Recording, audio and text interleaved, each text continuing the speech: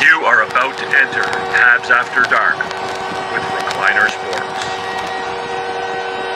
3, 2, 1, 0. Good evening, gang. My name is Devin. This is Habs After Dark, and welcome to the show. We are going to talk about tonight's game between the Canadiens and the Buffalo Sabres. The Canadiens sneak away with a 4-3 overtime win. So I guess before we get started, I don't know. I guess part of me wants to kind of take a poll whether you want to have a positive conversation about this game or a negative conversation about this game, because obviously the positive is that the Canadiens were able to get a victory, their fifth win in a row. Claude Richard, go Habs go, 5th in a row. Anonymous says all of the first line in the A team. I don't have the entire first line on the A team. The positive is that they got a win, right? 4-3 win in overtime, 5 in a row. 10 points out of 10 coming out of the Four Nations break. But, I mean, if we're honest with ourselves, that was a terrible hockey game by the Montreal Canadiens. They were horribly immature. They were in front of a team that is not very good. They were in front of a team that isn't playing very good. They were in front of a team that was prepared to give them an easy game.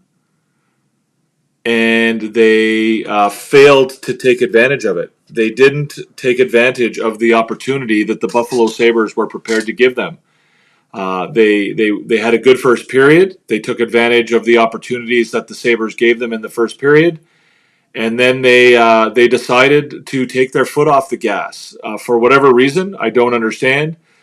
Perhaps they thought, well, maybe we can just sort of coast and have an easy one tonight, and we can take it easy before we have to head onto the road out to Edmonton. But, I agree with you completely, Anonymous. The first period, they played quite well, and the second and third period was arguably as bad a hockey as they've played all year round. They were terrible. Terrible in the second and third period. That was pathetic hockey played by the Montreal Canadiens in the final 40 minutes of this game. They did not play well at all. They did not deserve to win. This was, honestly, they were playing October, November hockey in the second and third period. I've watched, Billy D says, I've watched many games that the Habs should have won and didn't. That was definitely one that went the other way. 100%. They deserve to lose tonight by 5 or 6 goals. I mean, the expected goals tonight, I think they had 7 expected goals against. That might be the highest number against them all year. That might be the highest number they had against them all year. I wasn't able to get the stats because Natural Stat Trick hasn't updated their stats through the end of the game.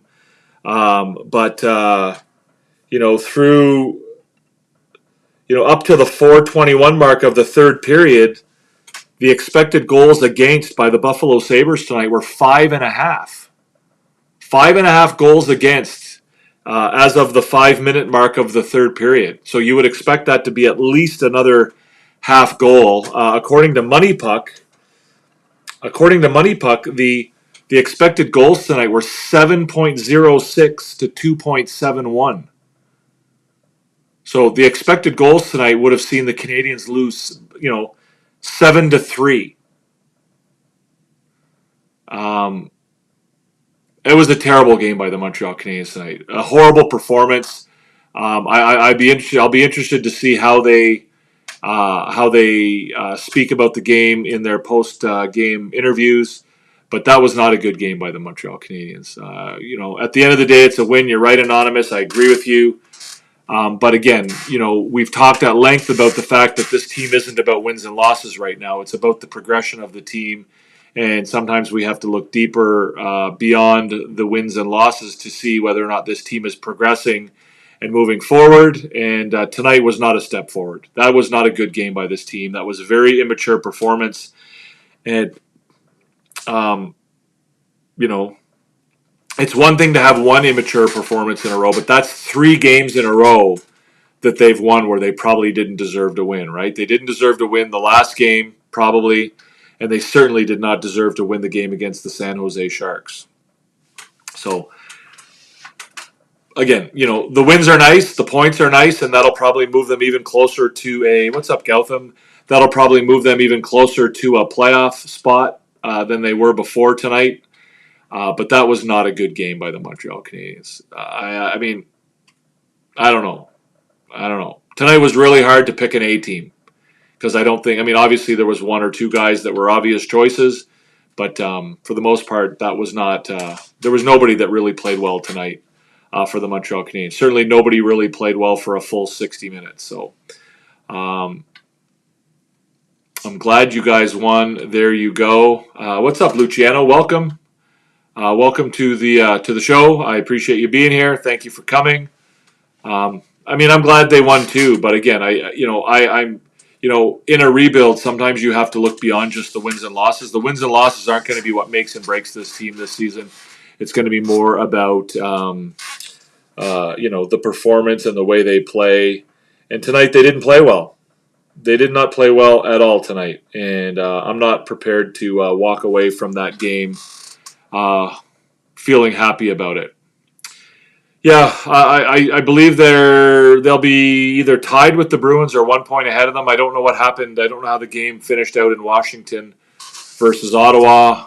So it was a continuation of last game against Buffalo, not to be bragged about, but points are points. Yes, and then you go back to the game against San Jose, you would say the same thing, right, Intertap? So that's 3 games in a row where they managed to get wins, but they probably didn't play well. So while we're all sort of hooting and hollering and happy that they've won 5 in a row, the reality is they've played pretty mediocre hockey for 3 games in a row right now. And there were a lot of signs tonight, a lot of bad signs tonight. There were some guys out there tonight who didn't look very good and who are, important parts of this team, right? Owen Beck, not a very good game tonight, in my opinion. I think he's starting to come down to earth a little bit, and I think it's becoming clearer and clearer that maybe he's not the answer at 2C for sure. And I guess the question is, how long can he survive there? And based on tonight, it doesn't look like for very much longer. Do I put the last period's letdown on coach or the players? Probably a little bit of both, Luciano. I think it's just a sign of immaturity. They're an immature team. They're young. They're inexperienced. They're not used to playing these kind of games this late in the season. They're not used to, a lot of what they're facing are they're facing things for the first time in their career, right? Like my big notes tonight, my question coming into the game, I always sort of pose a couple questions to myself before the game starts. And, early in the game I wrote, how do you respond to a team that isn't interested in playing hockey? Right? And what I mean by that is, if you watched the first period, you saw a team in Buffalo that came in more interested in trying to beat up the Montreal Canadiens than they were interested in playing hockey against them. They came out, they were trying to fight after every whistle. They were trying to, they were taking penalties, and in that sense, they were giving the Canadiens an opportunity to win the game, and to win the game relatively easily. But, I said things like, you've got to be careful about not getting caught up in playing their game, right? If they want to show up and play that kind of game, that's great, but you can't get caught up in that. You still have to be concerned about winning the game and playing the game you need to play. You need to use their aggression against them. If they're going to come out and try and fight and be dirty and be greasy, then you've got to use that against them, right? You can't sort of fall into their game. Obviously you want to be careful about being hurt. You want to be able to match their physicality and stand up for yourself and your teammates. But at the same time, you can't sort of degenerate your game into the game that they're trying to play. While winning, while their season might be lost, being the worst team in the Eastern Conference, yours isn't, and you're still playing for something. And so you've got to be careful about sort of, getting caught up in playing that, that fighting after every whistle. And, you still have to try and go out there and do things that'll help you win the game. And then, the Canadiens get off, they do manage to do all of that stuff in the first period, right? They do take advantage of the, the over-aggression of the Buffalo Sabres in the first period. They manage to get some power plays. They manage to draw some penalties. They manage to take advantage of some of those power plays. They go 2 for 4, I think, in the first period on the power play.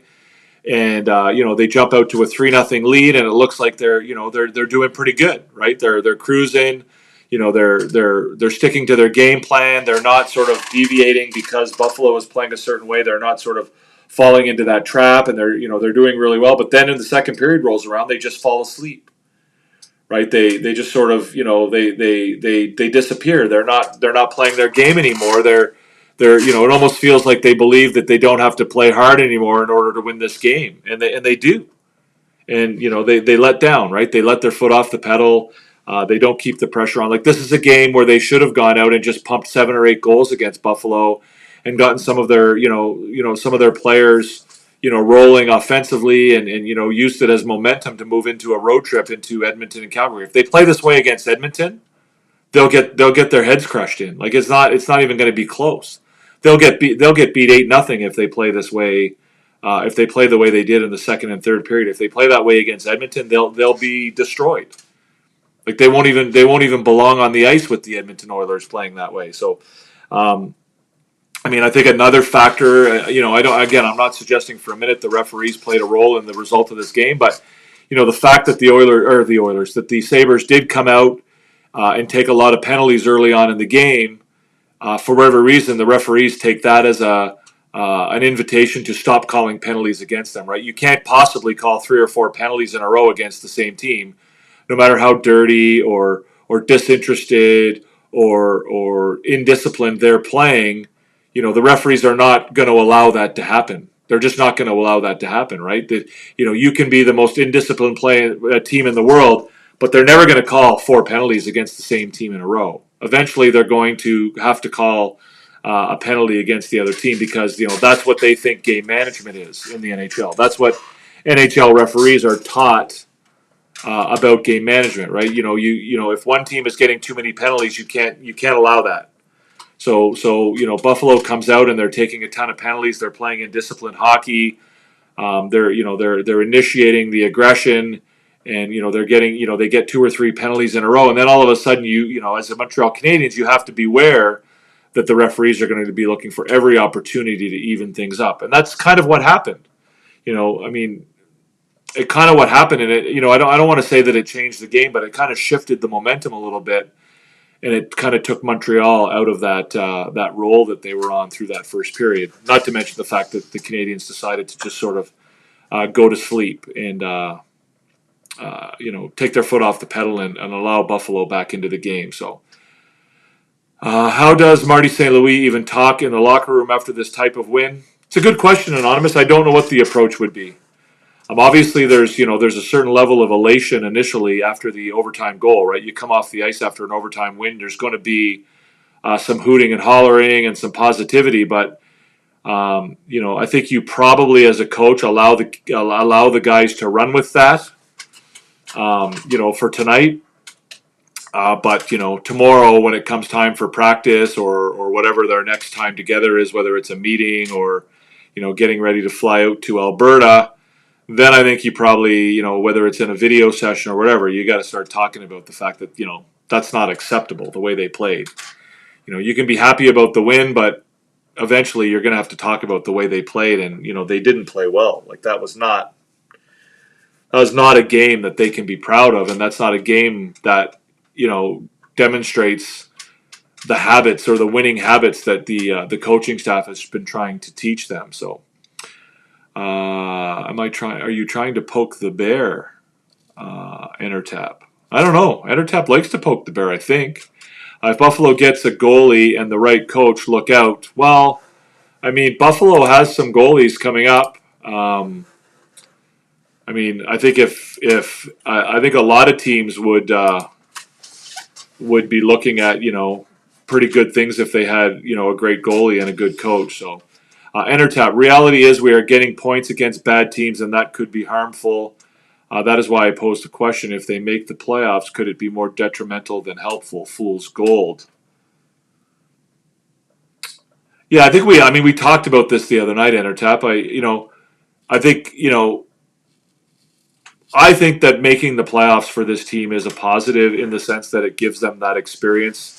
The sooner these young guys get an opportunity to play, the sooner these players get to experience any type of new experience, whether it's a playoff game, whether it's a game that they have to win in order to make the playoffs, whether it's meaningful games as their so-called meaningful games end of the season. I think all of those experiences are positive for young hockey players. Fool's gold. Making the playoffs is making the playoffs, in my opinion. I think one of the things you were concerned about the other day about them making the playoffs is that it sort of sends a message to the management team that there's nothing wrong and they don't have to do anything. Again, I think you and I may have differing opinions on that. I think that I don't think that they need to do a whole lot. I don't think that the management team is at the stage yet where they need to make a lot of sort of put any finishing touches on this team at this stage. I don't think they need to go outside of the organization to any great degree, whether it's to make a trade or sign a free agent. I don't think they need to do that, regardless of whether they make the playoffs or not. I don't think they're at that stage right now. I think they're still, in the relatively early stages of a rebuild, and I don't know that they need to spend a whole lot of time considering outside opportunities. And I don't know that they certainly don't need to be desperately out there seeking, people to fill specific roles on this team at this point right now. I don't think they're there. You could make the argument that they need to go out and find a second centerman. You could make the argument that they need to go out and find a, right-handed defenseman. You can make the argument that they need to go out and find a left-handed centerman.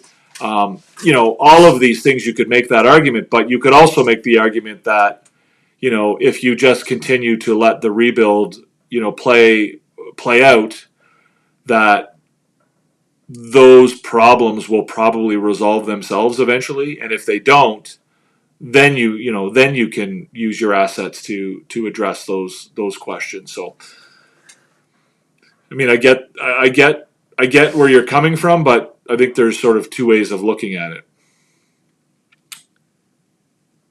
Personally, I believe it's all in the coaching.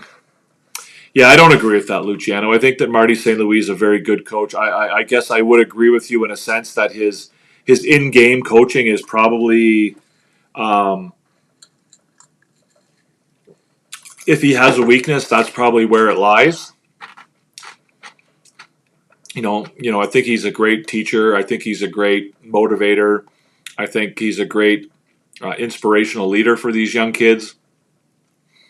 If you were to point to a weakness, I think you're probably correct that it might have something to do with his in-game coaching and, how he reacts, in the moment to certain things on the ice. I don't think that was the case tonight. I think it was just a matter of the team just sort of showing their immaturity. I really struggle to see how you would put the blame, what Marty St. Louis could have done tonight.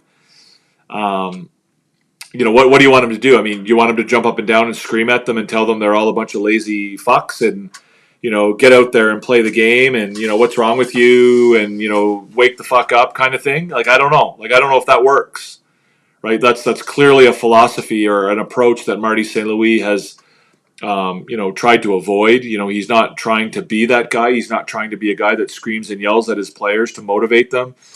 He tries to motivate them in other ways, which I think is a positive and a good thing. So again, when you talk about reacting to collapses, what do you want him to do? Like how would you have him respond to this so-called collapse? Like what's the response that you would look for in this type of scenario? There can be no letting off the gas pedal. Yeah, I agree, but again, that's maturity, right? That's a maturity question, right? This is a team that's not mature, and we're looking for them to become more mature. And tonight they didn't show it. They didn't show maturity tonight. They showed immaturity, and I think that's part of the issue. I might have to choose an F team tonight. Yeah, I don't disagree with that. I think there's a couple of guys who deserve to be on the A team, but the rest of the A team was not easy to pick tonight because there weren't obvious candidates. Some big Eastern Conference games tomorrow night. Yeah, again, I'm not. The playoffs is not the holy grail here, right? If the Canadiens don't make the playoffs this year, I'm not going to be upset. I don't care. Right, like for me, the bigger issue is whether they improve from last year. And right now, they're playing better hockey than they did last year. They've got more wins, they've got more points, they've got a higher winning percentage. They've got their goal differential is basically cut in half. I think they were about a minus 46 or 47 last year. This year they're a minus 23 or ish, something like that. So in those respects, they've improved significantly. So regardless of a playoff spot, I think that they're playing well, and they're playing better, and they're improving, and they're developing, and the rebuild is moving in the right direction. So I'm not concerned about them making the playoffs. That's not really how I'm going to judge them this year. So what I mean by that, let's just see what you have here in our tab. Let's put this up here so we can all look at it.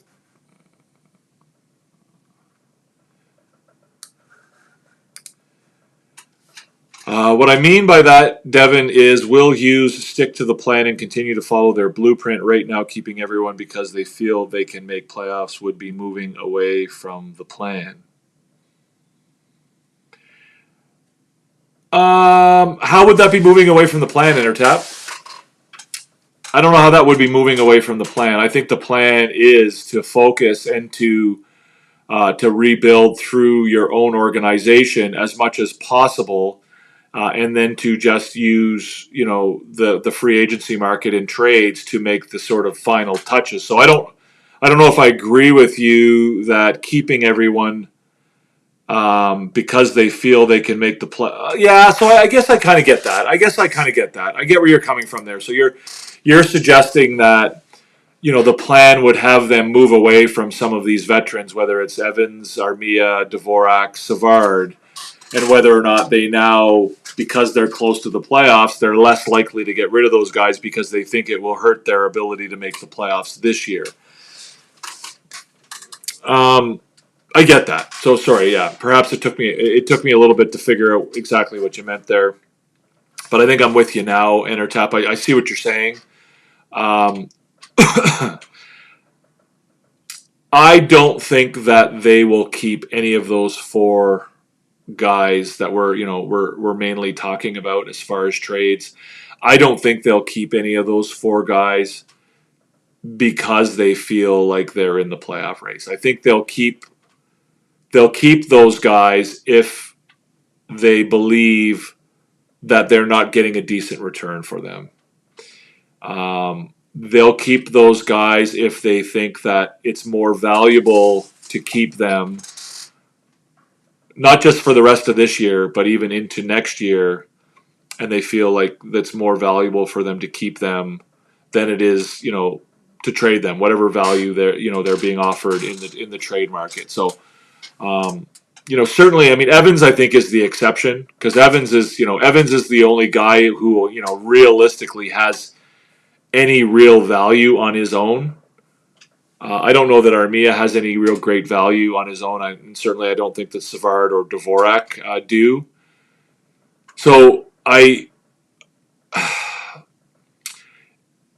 if they keep Evans I think it will, if they keep any of those guys, I think it will be because they didn't get an offer that made sense for them. And I think that Kent Hughes is trying to set a bit of a tone right now for the future when he may have to make bigger impact deals. That he's not somebody who's going to roll over. He's not somebody who's going to take a position and then back off of it. I think he's trying to set the tone with other GMs that he's a guy who says what he means and means what he says, right? So I get your point now, Intertap. I maybe I didn't quite grasp it initially, but I do get it now, and I get where you're coming from. But again, I mean, frankly, if they move on from Dvorak or Savard and get nothing in return, I'm not really that worried about it. What's the difference between a fourth round draft pick and nothing, right? Like Dvorak, if they can trade him for a third or fourth round draft pick, or they can keep him to the end of the year and just let him go for nothing, have they really lost anything? I mean, the same thing goes for Savard. Evans is obviously a different story, and maybe even Armia.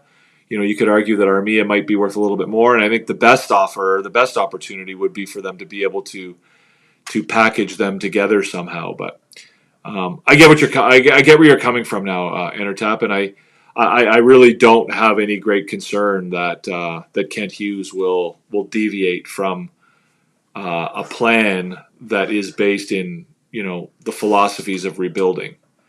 What's up, Stan the Man? I like underdogs, so I pick Hudson as MVP. Okay, I like it. So, guys, what Stan is referring to is the question of the night, which is referred to down here on the scroll bar. Who is your Canadiens MVP so far this year? And Stan the Man puts in a vote for Lane Hudson, and I think that's a great pick. I'm not sure I would pick Lane Hudson myself, but I certainly wouldn't agree with anybody who does. So it's a good choice. Luciano, sorry, I meant to say it's all about the coaching for Buffalo. Lindy Ruff is the wrong guy. I agree. I think it's more than that. I think Luciano in Buffalo, I think there's more problem, but I think you're absolutely right that Lindy Ruff is not the right guy to be coaching that team. I was really surprised to hear that they were bringing him back. I always sort of, my alarm bells kind of go off when I hear that an NHL team is hiring a 70-something-year-old head coach, especially, to coach a team that is in a quote-unquote development phase like Buffalo is. The same alarm bells went off last year when Ottawa hired Jacques Martin. Jacques Martin? Is that who they hired? Yeah. Older guys who, they don't relate the same way to the young players, and I don't know that he's the right guy for that job. I know he's a bit of a legend in Buffalo, which is great, but I don't see him being the right guy. So I'm agreeing with you completely, Luciano, about Lindy Ruff in Buffalo. Intertap. Part of the rebuild is to clear out some of your bad contracts or upcoming UFAs if too expensive. Yeah. So, I think that Dvorak is probably a bad contract. I think Armia is probably a bad contract. Evans obviously is not a bad contract. Savard probably isn't a bad contract. But I don't think you bring back Armia for the same amount of money. And he certainly, if you're bringing Armia back, I think, he's got to take a pay cut. If you bring Savard back, he probably needs to take a pay cut. And I think they both need to be relatively short term. I don't have any issue with those two guys coming back if it is on a short term. I think that Savard may have a future with the organization in a coaching role someday. So in that sense, maybe you give him a year contract, at a minimal amount and put him in a seventh defenseman role and allow somebody else to play higher up in the hierarchy as far as the defensive pairings go. Armia, again, I don't have a problem with Armia sticking with the team, but again, I don't know that what's he making now? Is he making $4 million, something like that, $3.5, something like that? I don't bring him back at 3.5, but if you can get Armia for another year or two at $2 million, 2.5 even. But I do get your point, Tab. I do get your point that the Canadiens management should not be making decisions right now based on what does it take to make the playoffs this year. They shouldn't be making decisions with respect to the trade deadline that are founded in, what do we need to do in order to get into the playoffs this year? Do we keep Yoel Armia so that we can make the playoffs this year? Do we keep, Christian Dvorak so that we can, get into the playoffs this year and don't have to, bring up a rookie from Laval who, in the long run might be better than Christian Dvorak, but in the short term might be a step backwards for us and hurt our ability to make the playoffs. I get where you're coming from, and I agree with you completely on that. So yeah. So I don't think we're disagreeing with each other in that sense, Entertap. I don't think we agree. I don't think we disagree at all on that. If I had the chance to re-sign one player, Evans or Armia, who would it be? I mean, it would be Evans. I think Evans to me, if you get him for the right price, has a long-term future with this organization. I could see Evans being a fourth liner for the Montreal Canadiens for the next 5 years. I could see a fourth line of Evans, Beck, and Tuck, or Evans, Beck, and Jack-I, or Evans, Beck, and Thorpe.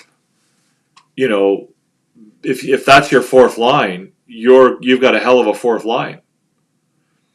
Assuming everybody, continues, down the same road they're on currently, right? If Jack-I continues to develop at the rate he is, or even Evans, Beck, and Heineman, right? But again, would it be the end of the world if you had to go with Heineman, Beck, and Tuck, or Heineman, Beck, and Jack-I? So again, for me, Evans is the guy out of those four guys who they're talking about trading. Evans is the guy who could potentially have a long-term future with the Canadiens. If Armia stays with the team, I don't see it being for more than a year or two. If Dvorak stays with the team, I don't see it being for more than a year or two. If Savard stays with the team, I don't see it, being more than, a stopgap year or two. But Evans, I could see potentially, he's 28 now. I could see Evans being a veteran presence on this team in 5 years from now. I could see him being a solid, leadership veteran guy on the fourth line for years to come. I hope that if they make trades, I hope it's not for draft picks, but hopefully prospects. I do not want to break up the Rockets. Let the young players enjoy experiencing playoffs. They can go far. Yeah, I agree with most of that. I don't really have an issue if they can get higher draft picks. I don't think there's any real need to be out there getting third and fourth round draft picks at this stage. But again, a first round draft pick is a first round draft pick, and if you can get one, I think that's always a positive thing to get. As far as the Rockets are concerned, I think you're right. I think you try and keep that team together as best as you can and let them experience a playoff run and then the playoffs. I'm not sure what the scenario is going to be with guys like Oliver Kapanen, when his season's over in Sweden. Is he going to come over and join Laval? Is Jacob Fowler going to join Laval, after his season is over in the NCAA? Sam Harris maybe. Is Sam Harris going to sign with the team and join the Laval Rocket for a playoff run? Where's Owen Beck going to be? So, it'll be interesting to see what Laval does. Right now, they're, one of the top teams in the American Hockey League, and they're certainly, working towards a pretty good performance that way. But we'll see how they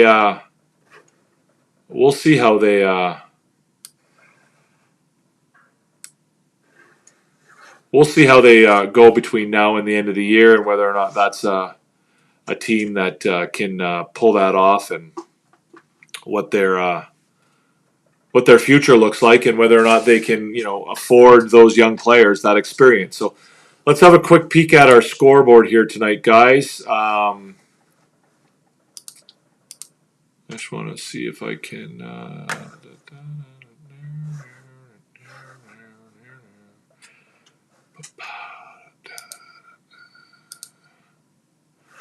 So we have, guys, the Canadiens, as we mentioned, come out pretty strong in the first period. Buffalo doesn't seem super interested in playing much hockey in that first period. They seem more interested in trying to avenge the loss from Saturday night. They seem more interested in getting into skirmishes and wrestling matches and punch-ups after the whistle. So the Canadiens are able to somewhat take advantage of that through the first period. The first goal on the power play from Cole Caulfield, his 30th of the year, right? So the Canadiens get a 30-goal scorer. Nick Suzuki and Lane Hudson with the assists on the power play. Nice passing play from Suzuki to Caulfield at the side of the net. The second goal is from Suzuki. It's a shorthanded goal. Matheson and Suzuki on a 2-on-1 on a Buffalo power play. Nice pass from Matheson. Suzuki finishes, and it's 2-0. Juraj Slafkovsky scores another power play goal at 13:42 of the first period. It's Slafkovsky's trying actually to pass the puck across the crease, I believe, to Caulfield, and he's not able to get it across, but somehow it goes in off the Buffalo defender and beats James Reimer, who's playing over Ukko-Pekka Luukkonen tonight.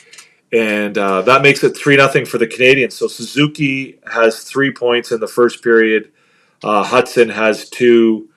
And the Canadiens are on a roll, right? And it looks very much in that first period like Buffalo is not really that interested in playing hockey. They're more interested in the rough stuff. They're more interested, like I said, in avenging the the loss on Saturday night. They're more interested in getting back at the Canadiens for whatever perceived transgressions the Canadiens were responsible for in that game on Saturday night. They're more responsible for trying to get payback for that than anything else. They take, I believe, 4 penalties in the first period. The Canadiens had 4 power plays. They go 2 for 4 on those power plays. And the Canadiens look like they're rolling, right? They've played a really intelligent game. They're not getting involved in, they're taking advantage of the opportunities that Buffalo are prepared to give them, and they're not sort of, they're not getting in the middle of that sort of bullshit game that Buffalo seems to want to play. Second period, a completely different story. The Canadiens are dominated by Buffalo. Fortunately, Buffalo's only able to score the single goal from Alex Tuck, from Dylan Cousins, and is it Dan Gilbert? I think it's Dan Gilbert. Late in the second period. The third period, same thing, right? Buffalo completely dominant.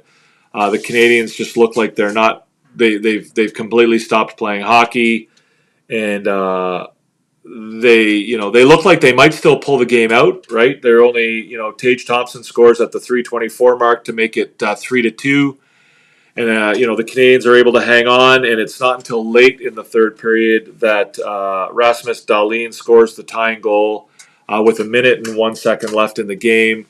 It looks like the Canadiens might have gotten away with completely going to sleep for the last 2 periods. But that's not the case. Again, as typically happens, they're made to pay for letting their foot off the pedal. And Rasmus Dahlin scores that tying goal from Peterka and Kulik with 1 minute and 1 second left in the third period. The Canadiens go to overtime, and despite being massively overplayed for 2 periods, they do manage to come out and score the game-winning goal in overtime. It's Mike Matheson from Slafkovsky and Suzuki.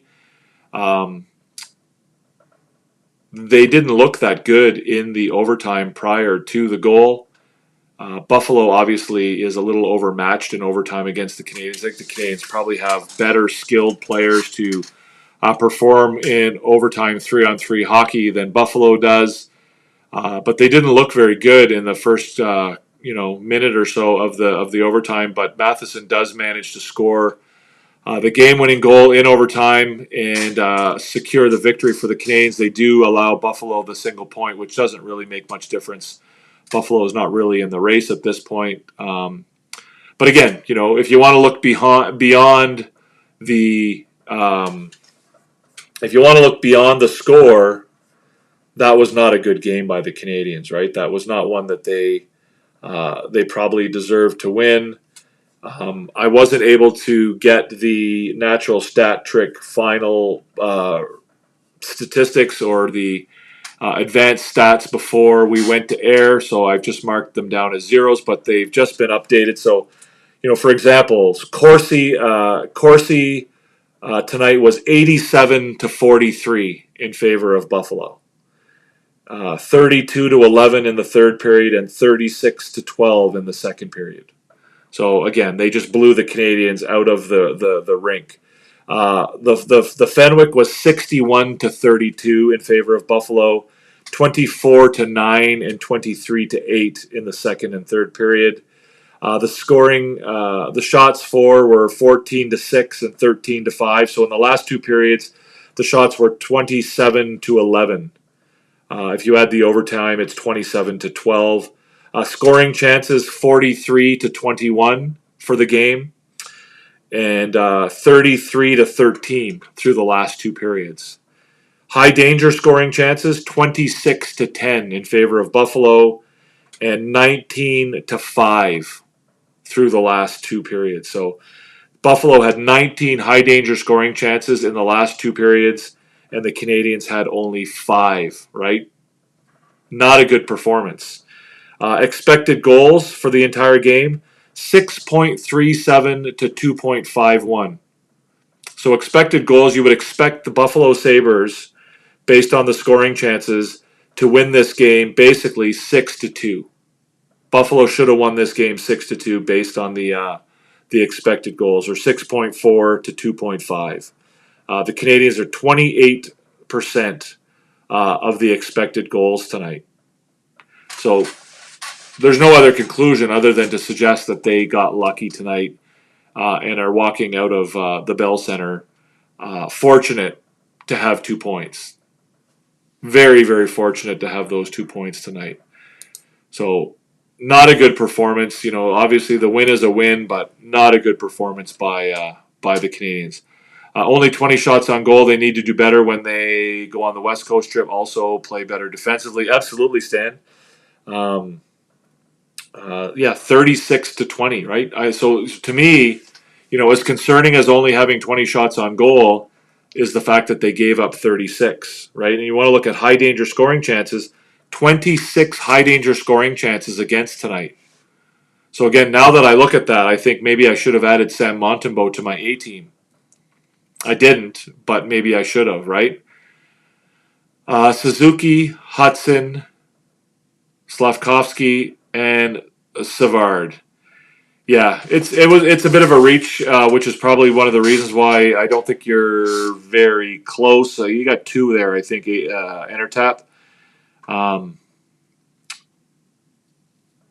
think you probably are going to disagree with one of my picks, but I picked him anyway because his advanced stats were probably the best on the team in a lot of ways, which is kind of surprising because he didn't really stand out significantly during the game tonight.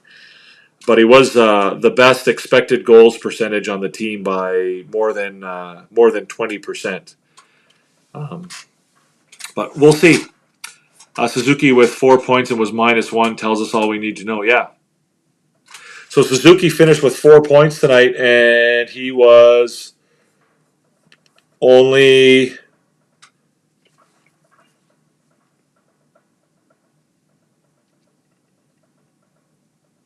32% expected goals for percentage. He was on the ice for 12 scoring chances for and 16 against. He was on the ice for 5 high danger chances for and 11 against. Right? So that's not ideal. Mike Matheson, you know, yeah. I mean, you'll see in a minute that I have him on my A team because he scored the overtime winner. But tonight, Mike Matheson was on the ice for 4 high danger chances for and 16 high danger chances against. What's up, Rain? Travis Green, Ottawa head coach. Yes, that is correct, Jason Teal. Travis Green is the Ottawa head coach. Why don't we do the A team, guys? Why don't we just do it and get it over with?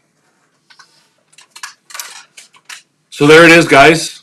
Again, fully admitting that I'm grasping at straws a little bit tonight. I mean, Nick Suzuki, I think, was an obvious and easy choice to be on the A team tonight. Clearly the best player, certainly on the offensive side of things anyway, for the Canadiens.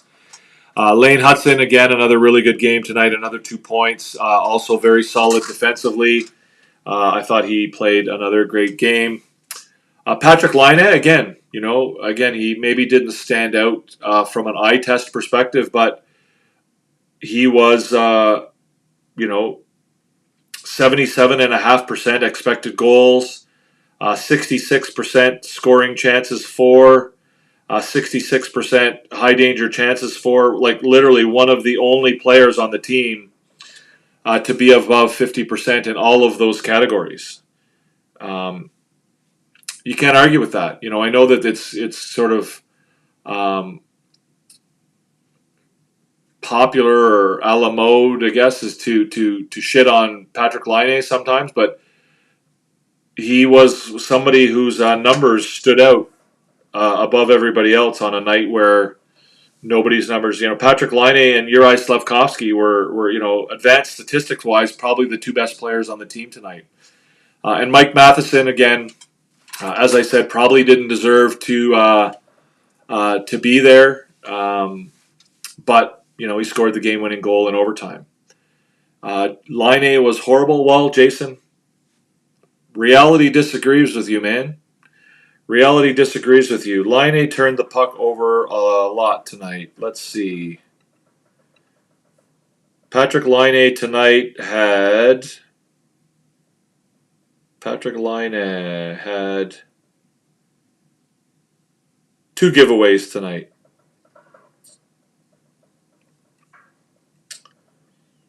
Same amount as Cole Caulfield and Mike Matheson.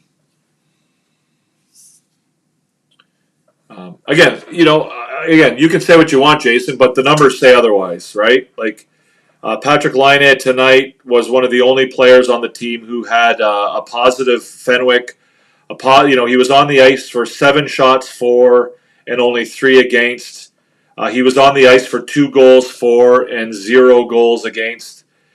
He was on the ice for 4 scoring chances for and only 2 against, and 2 high danger chances for and only 1 against. So, in that sense, he was, from those statistics, he was one of the better players on the team, man. I get it. There weren't a lot of guys to choose from tonight. And like I said, from the eye test, maybe Laine didn't stand out. Certainly didn't stand out in the way that Suzuki and Hudson did. But again, there weren't a lot of guys to choose from tonight.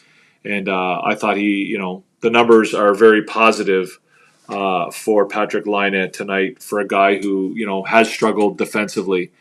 Laine has a good stick and was always first man back tonight. Yeah, I thought he looked pretty good tonight, PLW. I agree with you. Monty, Suzuki, Hudson, and Slav. Okay, I can live with that, Stan the Man.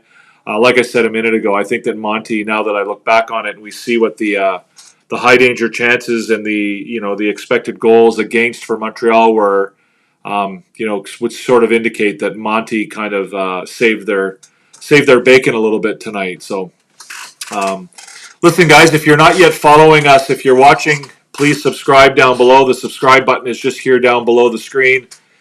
You can also hit the thumbs up button if you're enjoying the content, whether you're watching live or in a replay. And you can also hit that notification bell. We did really well, I guess, last week or the other last show. I think we had 16 or 17 thumbs up. Tonight we've only got just the 4. I see that there's 8 people currently watching right now. So if you are watching and you're enjoying the content, give us that thumbs up and see if we can get a few more going there, guys. Savard was quiet but did nothing bad, steady, and helped kill those penalties in the second and third. What were his numbers? Good question. What were David Savard's numbers? We're sort of middle of the pack. His expected goals percentage was only 27%. He was on the ice for 5 scoring chances for and 15 against, 3 high danger chances for and 8 high danger chances against. So I agree with you tonight. Savard was solid and did well on those penalty kills. He often gets put into difficult situations, right? Like he's not somebody who, he might not play a ton of minutes anymore, but he also plays, he actually played 17 minutes tonight, which is pretty high for him. So, but yeah, he plays tough minutes, right? He doesn't play the easy minutes. He's out there on the penalty kill. He's out there, in tough situations. He's out there in the last minute of the game when he's out there when it's tough. Monty saved the day in the second period. Yeah, I don't disagree, PLW. I thought he played really, really well. Thompson and Dahlin's goal were great shots. One point I have to give credit to great shooters. Yeah, I agree with that. I mean, the Thompson goal came from a pretty tough spot to give up a goal, but it seemed like it was a pretty good shot.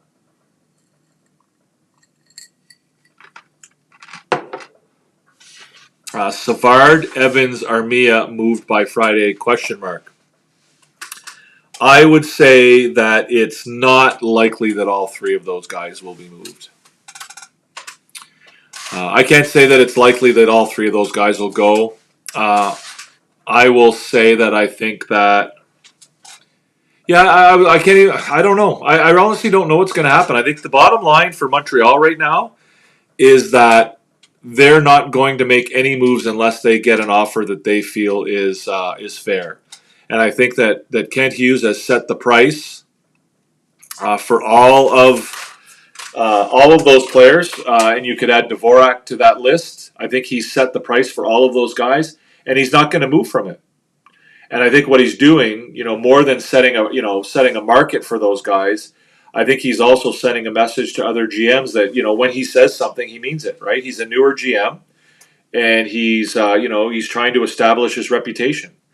And he's trying to establish a reputation that when he says something, he means it, and that he's going to be a tough negotiator, and that he's not going to back down, and that he's not he doesn't. The last thing he wants to do is establish himself as a guy who other GMs can kind of wait out and say, oh well, Kent Hughes says he wants this, he wants a first round draft pick, but if we wait another couple weeks, he'll back down and he'll take a second. Like that's the last thing Kent Hughes wants.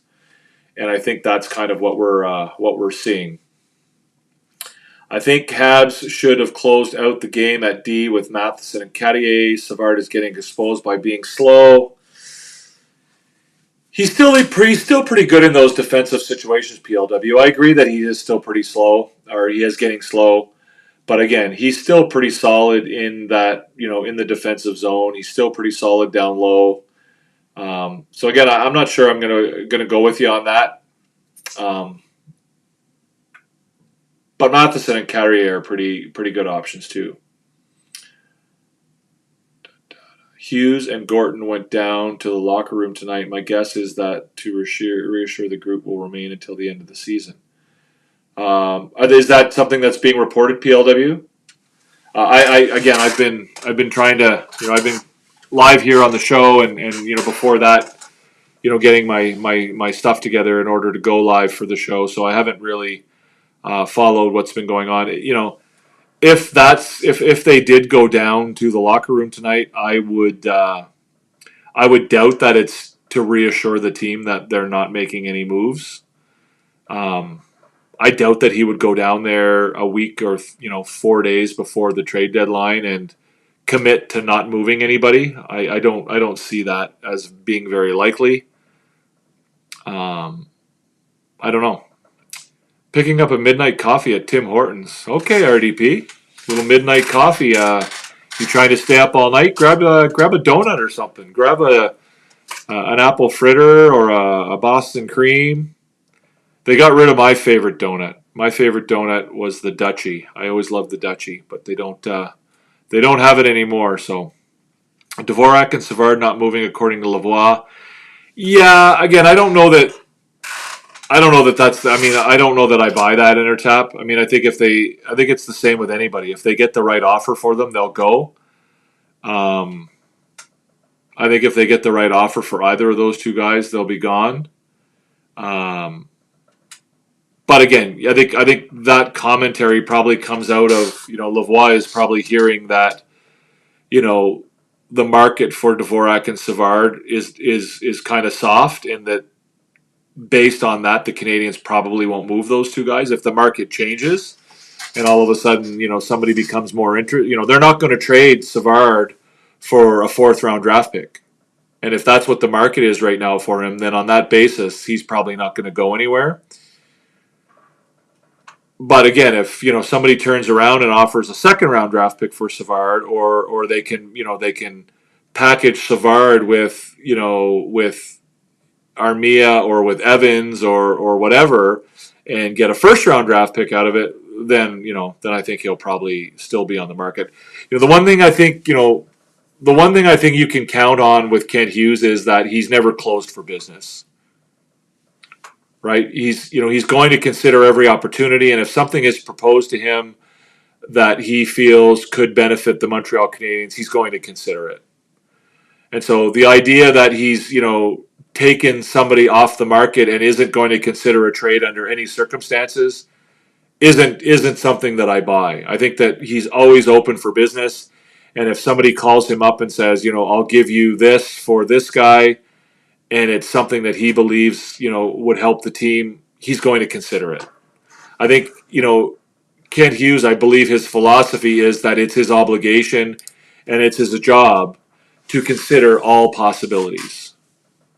So this is why, like when we hear in the middle of, December, when Pierre LeBrun comes out and says, well, I'm hearing that, Kent Hughes is looking for, is calling other GMs, and he's looking for somebody to shore up his offense. That's just Kent Hughes doing his job. Yeah, he's calling people and talking to them. That's his job, right? I think he feels like if he doesn't do that kind of stuff, he's not doing his job. Okay, PLW, I'll have to check that out. I like I said, I didn't get a chance to watch it. I usually watch that the next day, because I'm usually here live with you guys when Marty St. Louis is speaking to the media. So RDP, as I mentioned with Coach, classic example as to why the Sabres continue to lead the NHL in scoring 5 versus 5. Habs with 4 goals, 2 on PP, 1 shorthanded, game ended 3 versus 3 OT. Yeah, again, I think it might also have something to do with the fact that, again, I don't know what the count is for Buffalo and where they stand in the league as far as penalties taken, but they played a very indisciplined first period, right? They were not very disciplined in the first period. In fact, if it wasn't for the referees deciding that they didn't want to call too many more penalties against Buffalo because they were, again, you can't call too many penalties against the same team in the NHL. It just wouldn't be fair, right? That's how they manage games in the edge. I think they could have probably had more penalties called against them than they actually did. But I thought Buffalo came into this game looking to get revenge for things that went on in the last game more than they did to try to sort of win the game. They played a very indisciplined game, and I think the Canadiens really lost out on an opportunity to take advantage of that. Suzuki mentioned loud in the on-ice interview after the game that he wants to make the playoffs badly. Management cutting the grass under his feet would surely not sound pretty good. Yeah, again, PLW, I think whenever we think about the expectations for this hockey team or for any hockey team, you have to draw a distinction between the players and the organization. I mean, the players always want to make the playoffs, right? If you ask any player what their goal is, if they say anything less than, winning the Stanley Cup, that's not a good thing, right? They should, that's what they should want to do. They should want to win the Stanley Cup. They should want to do the best. But the management also has to do what's best for the team long term. And so, while the players all obviously want to make the playoffs and the players all want to win the Stanley Cup and they all want to do, win every single game, and again, it's not to suggest that the management doesn't want to win games. They do, but the expectations are different, right? You don't want players who don't want to win at all, but you also have to be reasonable in your expectations, and you have to be reasonable as far as pursuing the future of your organization with a plan and with a vision and sticking to that vision. So, if your vision is to rebuild, then, when a guy like, Jake Evans, who is, 28 years old, comes up on free agency and you can't get him signed to a contract, you have to consider moving him. Even if that means that it's going to perhaps negatively impact your ability to make the playoffs in the short term. Because in the long term, it's going to impact your ability to make the playoffs and to live out your rebuild scenario, right? So if you either end up losing Evans for nothing, or if you end up re-signing him for too much money, or an amount of money that hamstrings you cap wise or salary wise down the road, that might not be the best option for the team, even though the best option, in the short term, as far as making the playoffs is concerned, might be to keep Jake Evans on the team. So, Nick Suzuki can come out and say, we want to make the playoffs and it's our main goal to make the playoffs. And, yeah, that's great. That's what you want from Nick Suzuki. But at the same time, as the manager, as the general manager, you also have to take into consideration the fact that for the long-term success of the organization, it might make more sense to move Jake Evans, right? I mean, obviously if he wants to sign at a price that you can afford or you believe fits within your vision and plan for the team, then that's great. But if he doesn't, you might have to move on from him, regardless of what the players mean. The players, you want them to feel that way. You don't want a player to come out and say, yeah, we don't really know if we're going to win this year or if we're going to make the playoffs, but we're going to do our best. And, you want your players to, be positive, and, you don't want any players to talk about, anything less than winning the Stanley Cup. Teams that are in the mix will make big trades to try and make the playoffs. There is no need to make a short-term trade just to make the playoffs. It will be a successful season regardless. Yeah, I think I agree with that, Stan. I think there's a little bit more nuance to it than that. I think there's a long-term plan in place, and there's that Kent Hughes has an idea of and Jeff Gorton have a view as to what this team is going to look like.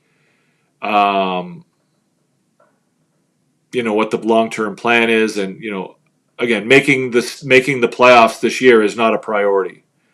If they can make the playoffs and still stick to their plan, then yeah, that's great. And I think they want to do that, and they want to give, that would be a great opportunity to give some of these young players an opportunity to experience playoff hockey. But they're not going to go out of their way to make moves, specifically designed to make the playoffs. And, even less so, they're not going to make any moves designed to make the playoffs if they impact the long-term future of the organization. Rough yapping at referees didn't help his team discipline. It's all on that coach. Yeah, Lindy Ruff kind of looked like an old grandfather standing on the bench yelling at the kids in the neighborhood playing basketball on the street or something. He kind of reminded me of that, what was that movie with Clint Eastwood where he sits on his front porch and, yells at the neighborhood kids for making too much noise and whatever. He's not the right guy for that job. Impressive night for Spencer Knight, stopping 41 of 42. The highlights just flashed on the screen there next to me at our tap while we were talking, but I didn't really get a chance to check them out. Oh, there he is. Yeah, there he is now, playing against LA. That team's in disarray as well.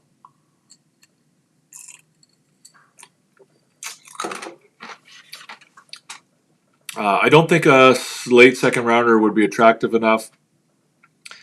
They may keep Evans and live with him leaving.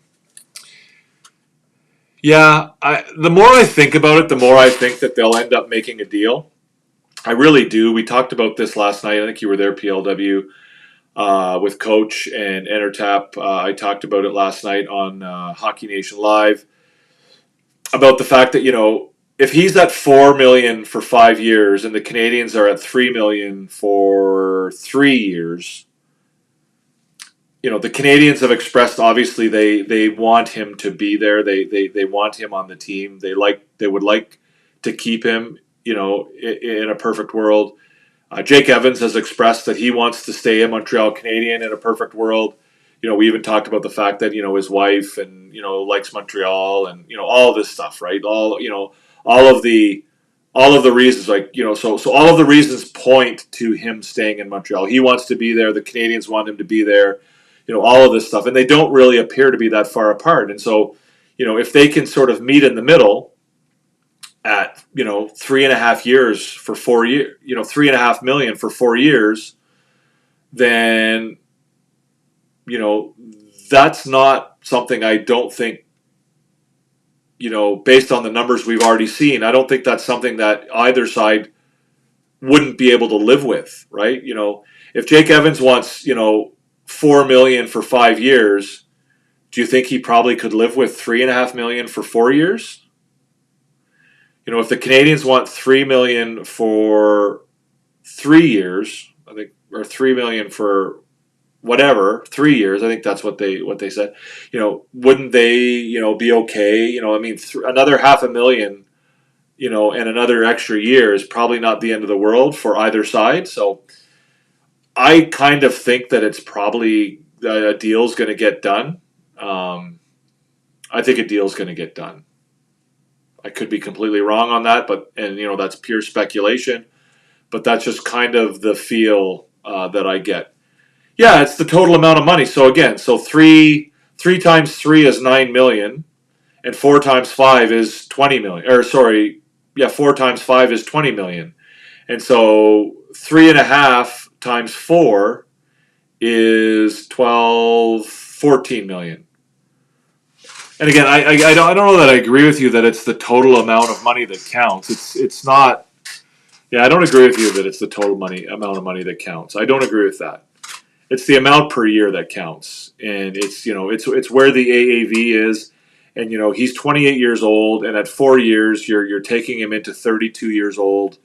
You're not taking him into a part of his career where he's no longer going to be able to live up to his contract. He's no longer going to be able to contribute. At 32, he's still going to be able to play the type of game he's playing today. And then, you can make a decision at that point about where you go with him.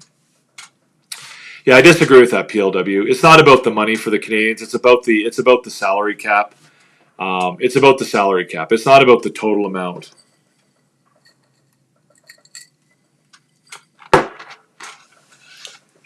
At $3.5 million a year for 4 years, I think they can. I think they can do that.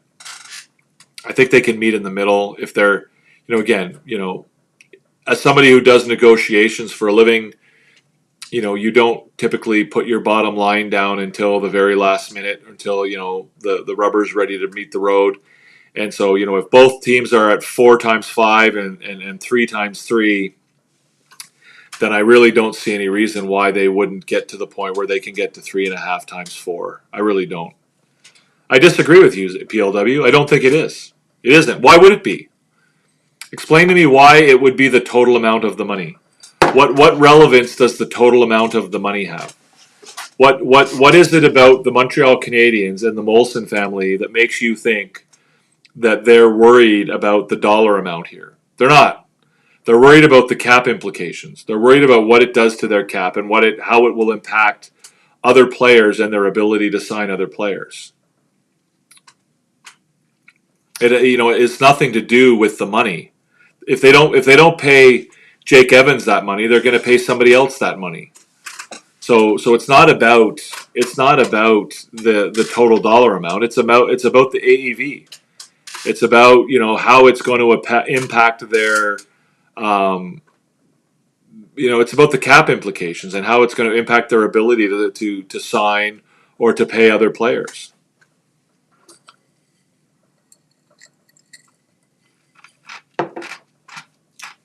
Okay, yeah, I guess from Jake Evans' point of view, it might be about the dollars and cents.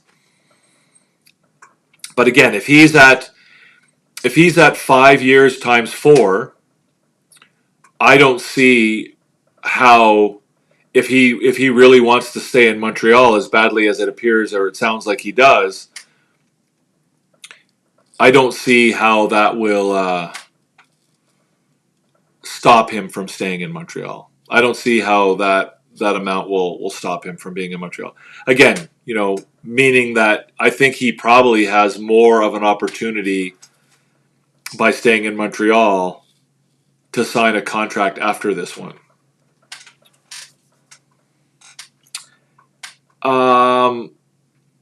Yeah, I agree. And that's what they're offering him, Stan. They're offering him 3 and he wants 5. And what I'm saying is that, I don't see why, if he wants 5 and they're offering him 3, I don't see why they can't come to an agreement at 4, right? I don't think, personally for me, I don't think that 5 years is the end of the world. I don't see a real issue with signing Jake Evans for 5 years. I think at 33 years old, he'll probably still be a productive hockey player, assuming you get him for the right dollar amount. Well, millions are millions, but again, PLW, millions are millions, but also, if you end up going somewhere else and it doesn't work out, then guess what? Your career's over. Like if he goes to another team and all of a sudden that team thinks he should be playing on the second line and he can't produce at that level, and the fan base, falls out of love with him and feels like he's not doing his part and isn't a very good player, and they turn on him, and then all of a sudden, his contract is, viewed as being, a problem, then he's screwed, right? So there's more than just money about it, right? Like that's why I think, he wants to stay in Montreal. Not only is it about the money, but they know who he is as a player. They know what his capabilities are. They know what his best spots in the lineup are. They know what he can do. They know what he can't do. Whereas if he goes somewhere else, and a coach decides that he wants to put him in a role that maybe he's not well suited for, then that could be a problem for him, and that means that yeah, he might make money on this contract for 3 or 4 years, but what happens after that, right? He's still only 32 or 33 when this contract ends. Then is he stuck being a guy who has to settle for $1 million and then take 1-year contracts, or is he there's a lot at play here, man. There's a lot at play here.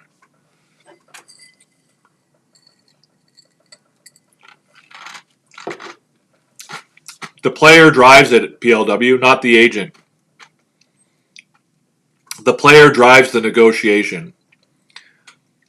The agent is the agent of the player. At the end of the day, it's up to the player to decide what the offer should be and what the offer shouldn't be, right? The agent obviously will give you advice and will give you some guidance, but at the end of the day, it's the player who makes the decision, not the agent.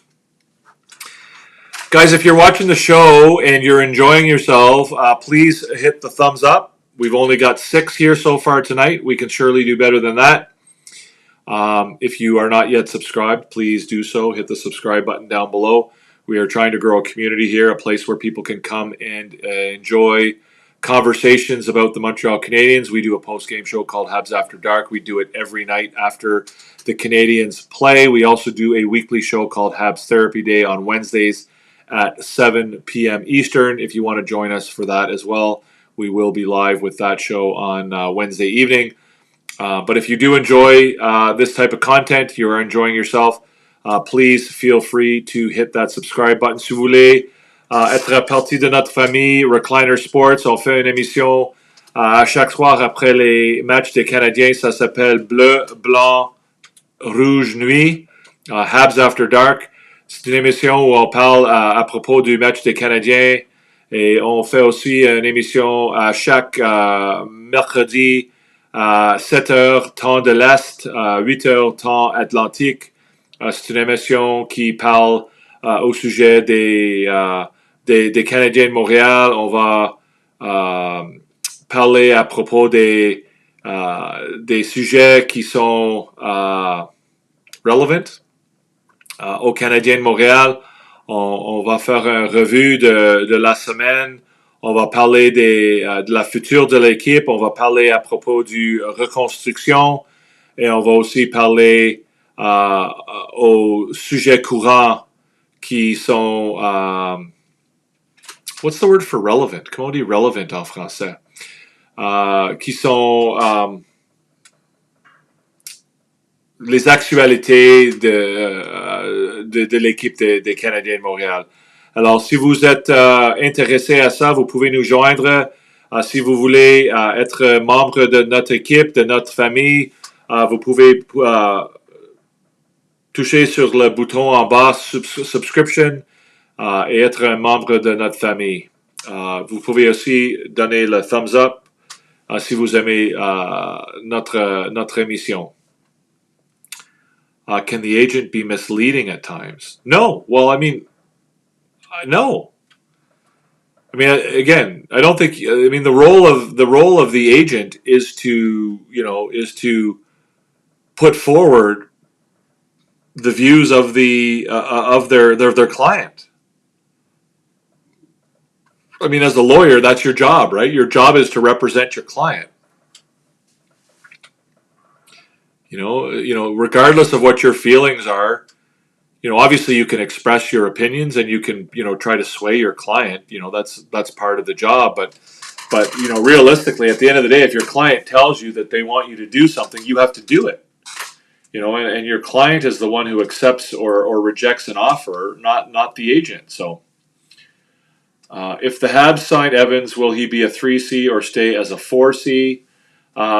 I think ideally he would stay as a 4C, Stan the Man. I think that's his best position. Actually, Evans plays $C. I don't know what that means. 3C and 2C minutes. No, I disagree with you on that, PLW. I don't agree with you on that. Finding a center that can be matched up versus any other line on other teams is worth some money. I think that Jake Evans' role on the Montreal Canadiens in the long term will be as a fourth line center. I do agree with you about his ability to match up against other lines. I think in a perfect world, if you have a great hockey team, you have a fourth line that you can put out there against anybody, and defensively can match up against them, right? And that's an ideal world, right? In an ideal world, you have a fourth line that you can put out there against, Austin Matthews, against Connor McDavid, against, Nikita Kucherov, against the best players in the NHL, and you free up your first line to have better matchups, right? So, in a perfect world, you've got, three guys on that third line or on that fourth line who you can put out there against anybody. And in an even more perfect world, those guys have some offensive upside that they can also put the puck in the net once in a while. But, right now, the Canadiens are in a position where their best defensive line is probably, well, not so much anymore, but Nick Suzuki and Cole Caulfield and Juraj Slafkovsky don't want to have to be going out there every night and playing against the other team's best line. In a perfect world, they would be able to go out there and, on a home game, the Canadiens could match up their defensive shutdown line against that best offensive line of the other team and free up, Suzuki and Caulfield and Slafkovsky to go up against lesser competition. Pertinente? Oui, c'est un bon mot, Intertap. Alors, on fait une émission chaque mercredi qui va parler au sujet des sujets pertinents aux Canadiens de Montréal. I like it. Agents aren't just there for contacts. Most players have a deep personal connection with their agent. Okay, I don't agree with that, Anonymous. I mean, some may have a deep personal connection with their agent, some may not. But at the end of the day, the agent takes instructions from the player, not the other way around. The player might take advice from the agent, but the decision making comes down to the player. And if the player wants to stay somewhere badly enough, then the agent doesn't really have much to do with it. You can take it from me, Anonymous. I'm a lawyer. I do it for a living, right?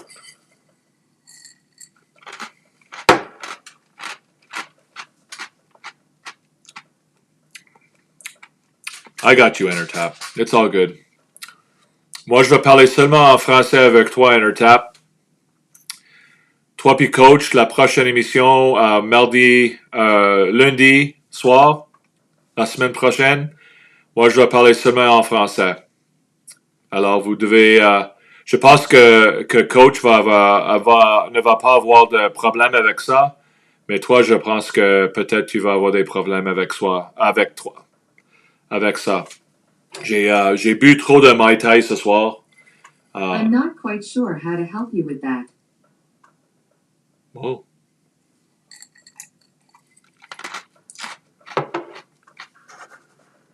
Can we get a couple more thumbs up, guys? I see there's 9 people watching, but only 7 thumbs up.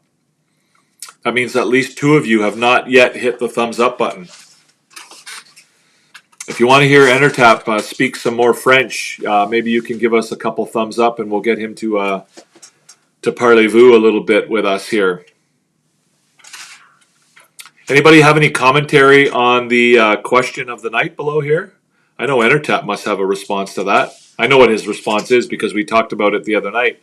But who is your Canadiens MVP so far this season?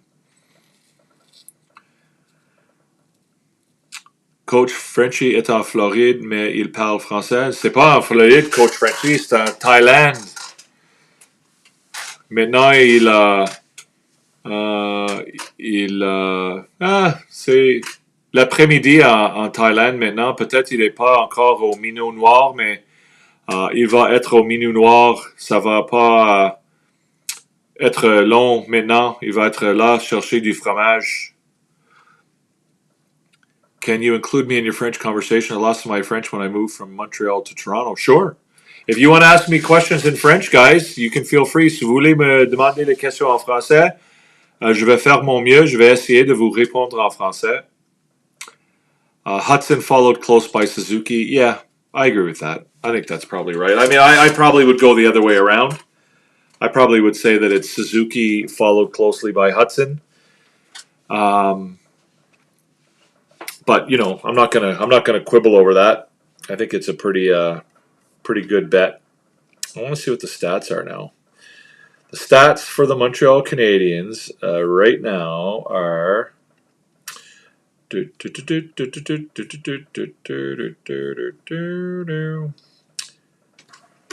Nick Suzuki now has 65 points in 61 games, 19 goals and 46 assists. Cole Caulfield now has 30 goals and 25 assists for 55 points in 61 games. Nick Suzuki, by the way, is a +6, which is pretty impressive considering that the Canadiens now have a goal differential, I believe, of -23. Lane Hudson has 4 goals and 44 assists for a total of 48 points. He has brought his plus-minus back down to a -15. He's played 61 games. Juraj Slafkovsky now has 35 points with 11 goals and 24 assists. He's a -7. He's only played 58 games. Mike Matheson has 5 goals and 23 assists for 28 points. Jake Evans has 12 goals and 16 assists for 28 points as well. Gallagher has 15 goals and 10 assists for 25 points. And Patrick Laine has 14 goals and 10 assists for 24 points. Points per game played. Suzuki, yeah. Suzuki's over a point per game now.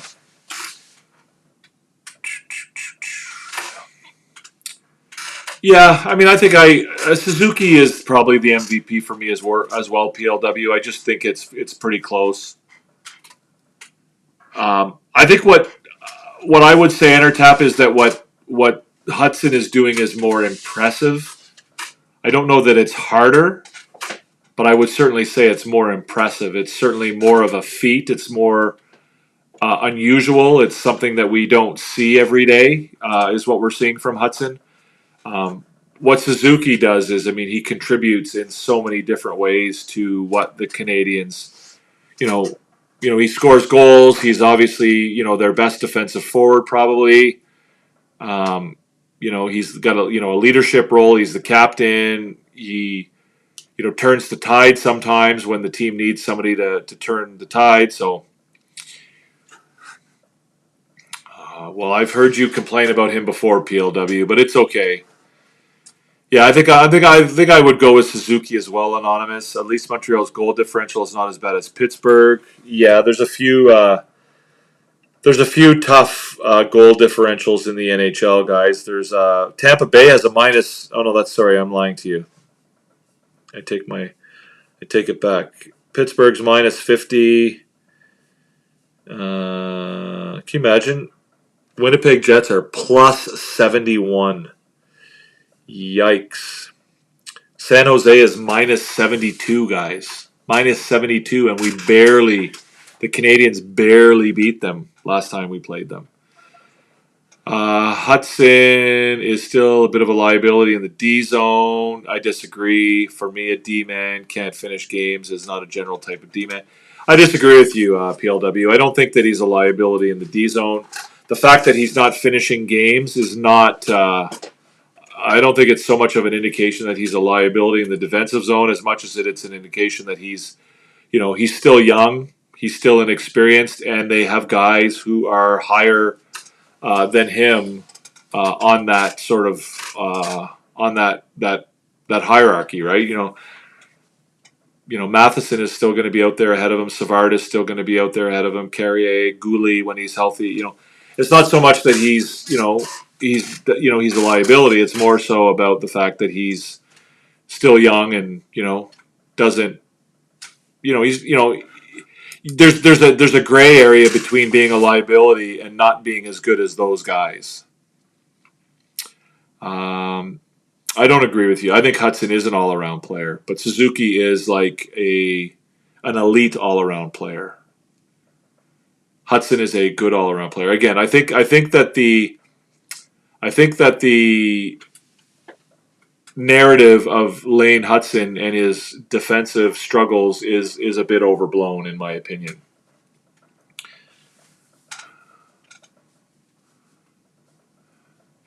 My thoughts on Suzuki is that when he gets fed up when losing, he wants to win. Yeah, I think all of them want to win, PLW. Actually, Hudson has impressed me with his defensive abilities, and which I thought were going to be bad. Yeah, I wasn't sure, Entertap, what Lane Hudson was going to be as a defensive defenseman in the NHL. I had my questions. I don't know that I would say that I doubted him because the one thing that I held hope for with Lane Hudson was that he had done it at every other level. He had figured out a way to do it, and early on I could see that he had developed strategies on how to defend, despite his size and despite the fact that physically he couldn't stand up to a lot of players.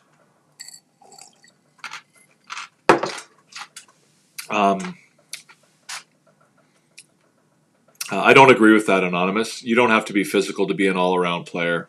It helps at times, but you can adapt to certain situations. You can adopt certain strategies to make up for a size difference and a lack of physicality.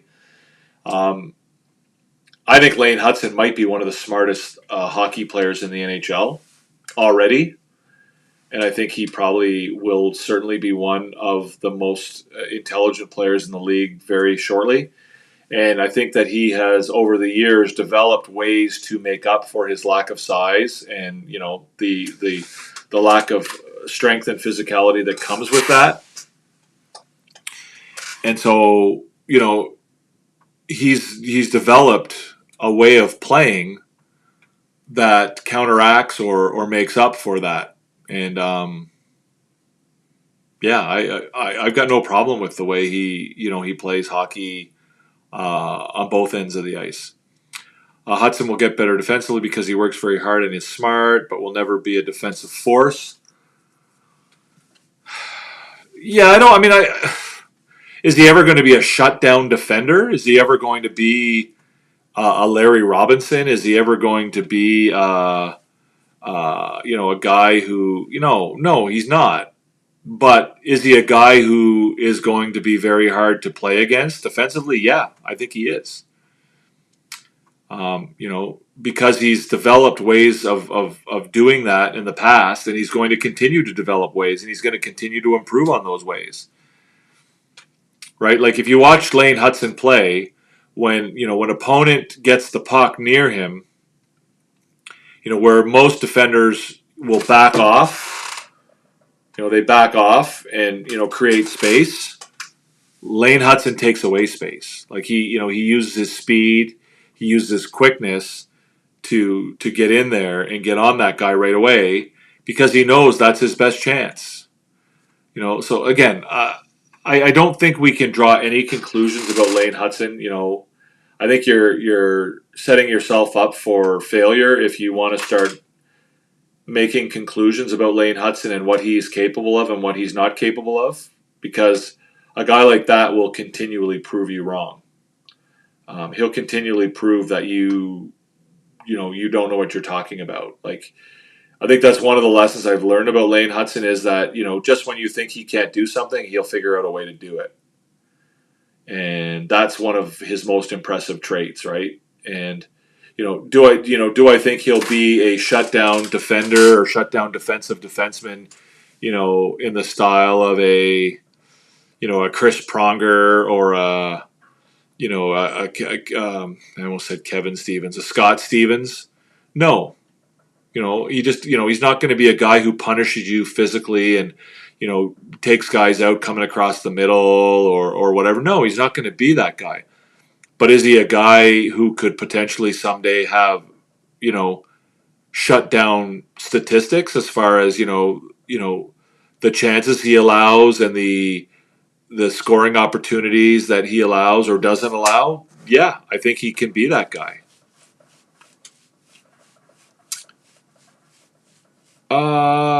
Suzuki's physically enough, is physical enough, and tap. He's not the biggest guy in the world, but he's not afraid to use his body. Again, I think there's a difference in the NHL between guys who use their body to dish out harm or pain versus guys who use their body strategically. There's a difference between hitting and checking.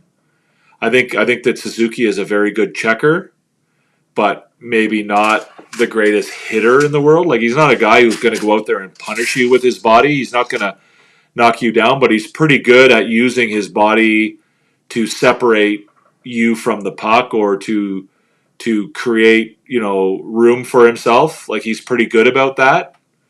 To me, I'd rather have a guy who's like that than a guy who's out there, throwing his body around. Like, I'd rather have, Nick Suzuki than a Jacob Trouba, right? Jacob Trouba is a guy who's out there intimidating and punishing people with his body checks, whereas Nick Suzuki is a guy who uses his body to create offense or to create defense.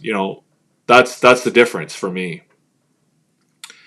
I think you're overrating him as a Habs fan. Guys like McDavid or McKinnon are very smart, and I just don't think Hudson's at that level. Well, I think you're wrong, Anonymous. I mean, I think he's proven that so far in the NHL. Obviously, he's on a learning curve, and he's still working his way up to where he potentially can be. But again, I'm not overrating him. I mean, he's demonstrated that he can do a lot of things to make up for his size. So, if you're asking, yes, McDavid and McKinnon are very smart, but they beat every defenseman in the NHL, right? McDavid, is a difficult matchup for anybody. He's a difficult matchup for Cale Makar. He's a difficult matchup for, every defenseman in the NHL. He's a difficult matchup for Quinn Hughes, right? again, the fact, again, I'm not saying that he's going to be a guy who's going to shut down a McDavid or a McKinnon or a Kucherov or whatever. But I think he's a guy who can be a very effective defensive defenseman in the NHL. If you're basing an ability, a defenseman's ability to defend in the NHL on, whether or not they can match up with McKinnon and McDavid, then, I think you're setting the standard a little bit crazy. I think that's a bit of a crazy expectation to put on somebody, because nobody's shutting those guys down. I don't care who you are, right? You're Shea Theodore and Pietrangelo and all of the best defensemen in the NHL that you can name. They're not shutting those guys down. So I don't think I'm overrating Hudson. I think what I'm doing is I'm rating him, a little bit more reasonably or rationally than those who, look at a guy who's 5'10" and assume that he just can't play defense in the NHL. Because he can. He's proven it. He's shown it. Right? He's done it over and over and over again. Yes, he's had bad games, but that doesn't have any, that, the struggles that Lane Hudson has had hasn't really been much about his size. It's been more about his decision making. And that's where he's improved, right? He's improved on, when to make, when to take risky, when to take risks and when to make risky plays and when not to. Hudson is a bit like Brian Leetch without the blazing speed, but the same type of game control. Yeah, I think he's better defensively than Brian Leetch was, or he has the potential to be better defensively than Brian Leetch was. He doesn't have, you're right, he doesn't have the blazing speed that Leetch did, but I think he's probably as good or better on his edges and with his lateral movement. Yes, RDP, smash that like button, guys. If you're not, if you haven't yet hit that like button, guys, it's right here below. Just hit that thumbs up. We got 9 people watching and 9 likes. I'm sure some of you have not yet done so. Ovechkin does both. He scores and punishing hits. Not so much anymore. He did at one time. Yeah, you can agree to disagree, Anonymous. But again, if the standard you're placing on Lane Hudson is whether or not he can match up with McKinnon and McDavid, I think I'm not disagreeing with you on that. But again, I think you're setting the standard a little bit too high.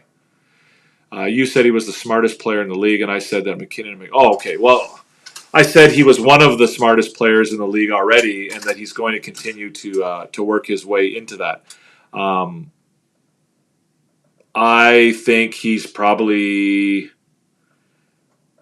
already a smarter hockey player than Nathan McKinnon. I don't know that he's smarter than Connor McDavid right now.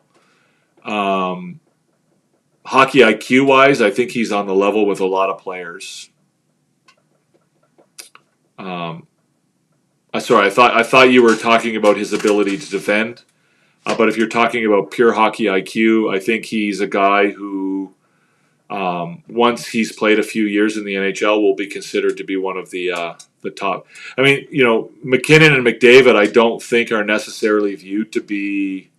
I mean, McKinnon in particular, McDavid maybe, but McKinnon I don't think is viewed as being. His hockey IQ isn't necessarily one of his high level traits. Guys like Adam Fox are certainly viewed as having, higher level.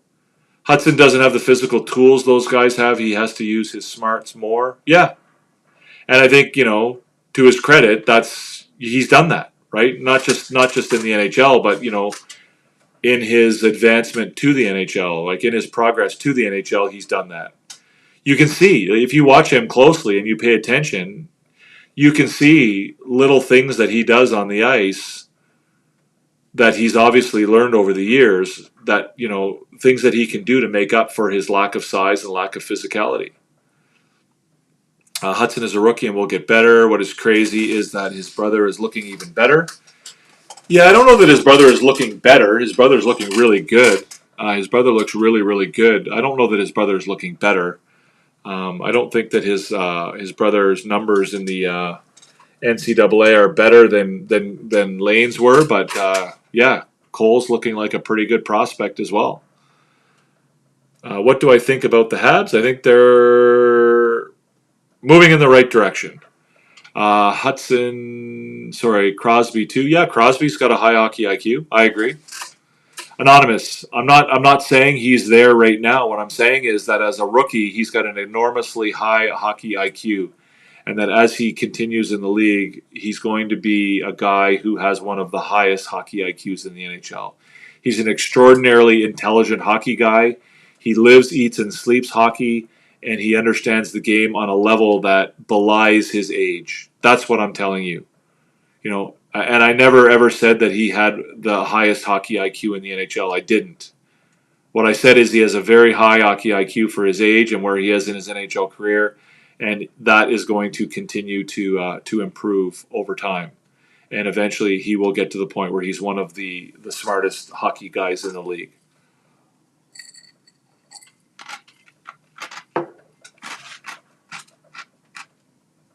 Yeah, I don't think that's a very PLW. I don't think that's a very fair comparison for Spurgeon. I think Hudson is a significantly better hockey player overall than Spurgeon is.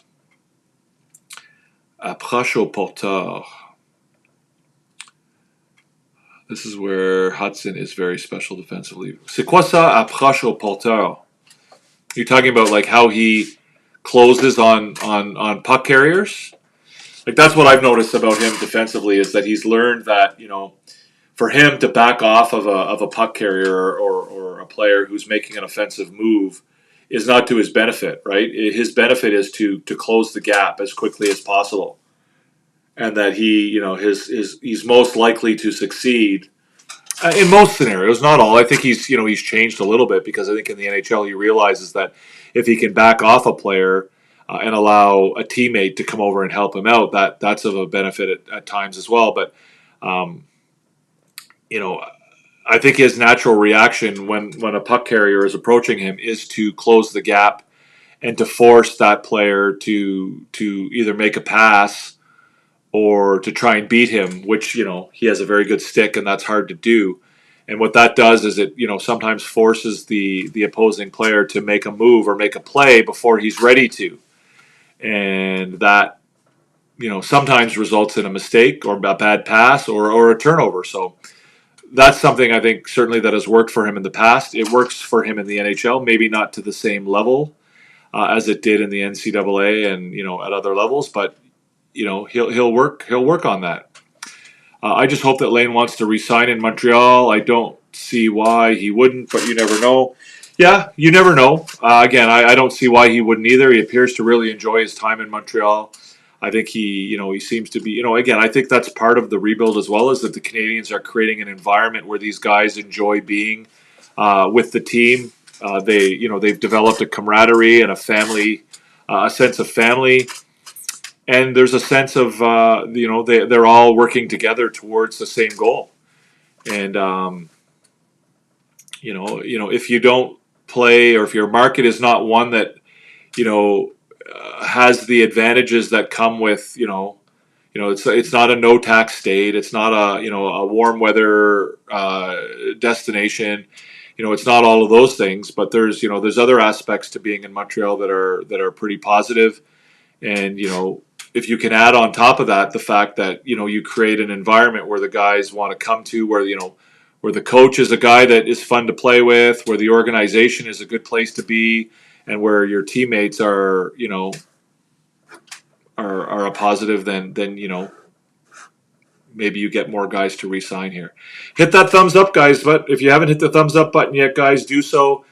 Hit the subscribe button, hit the notification bell, all that good stuff. We're going to end the show here shortly. We're coming up on we're at about 2 hours here now, so we'll shut things down here in a minute. So fire away with your questions. And get him at a reasonable cap hit. Yes, yeah, I think they should be able to get him at a reasonable cap hit. I can't wait for Ovi to break the record. Question: should the NHL have a drug testing agency, or who cares? Just up the numbers. Well, again, there's a difference between talking about whether the NHL should test for drugs and whether or not they need a drug testing agency, or just put up the numbers. I don't think. Well, like what drugs do you think are going on in the NHL that are impacting the performance on the ice? I don't think there's really much going on there. Like, what drugs do you think they should be testing for? I don't. So the answer is no. I don't think the NHL should have its own drug testing agency. Do I think the NHL should test for drugs? Yes, probably. I don't know that I see drugs being a major issue in the NHL. I don't know that steroids, if we're talking about performance enhancing type drugs, is being something that would really benefit hockey players to a great degree. I guess it would to a certain extent, but maybe not really. As far as sort of the recreational type drugs, I don't know. I don't know.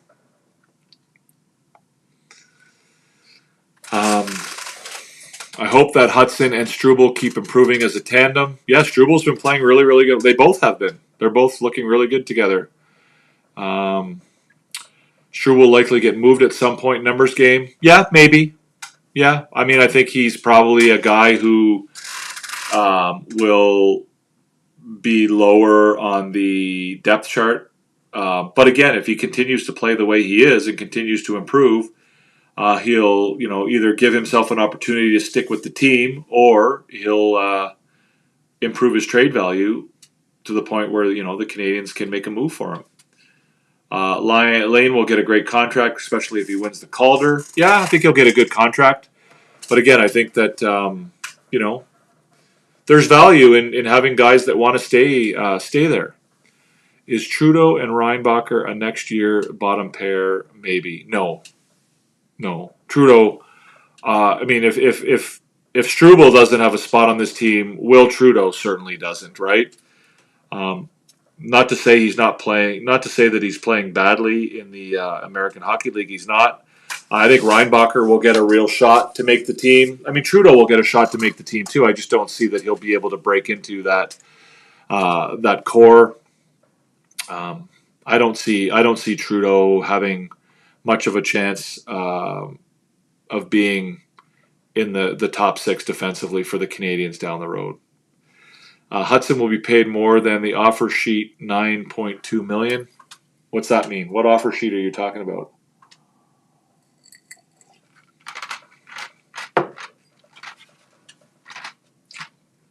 Roids in all sports. I don't know. Roids don't help you in a lot of sports. They really don't. I mean, they might help you as far as, keeping you away from injuries a little bit, but CBP, I don't know if you mean CBP. What do you mean by what's CBP? I know THC. Again, marijuana. Again, I don't know that marijuana is or cannabis is not a cannabis is not a performance enhancing drug. So I don't know that the NHL or any professional league should be in the business of controlling that. I really don't have an issue with players using cannabis.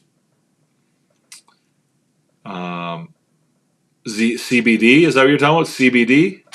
Yeah, again, CBD. I mean, what's the problem with players using CBD? I don't see any player. I mean, what's the issue with CBD? I mean, I don't see an issue with THC gummies either. I mean, obviously, you probably don't want a player taking a bunch of THC gummies and going on the ice and playing a game, but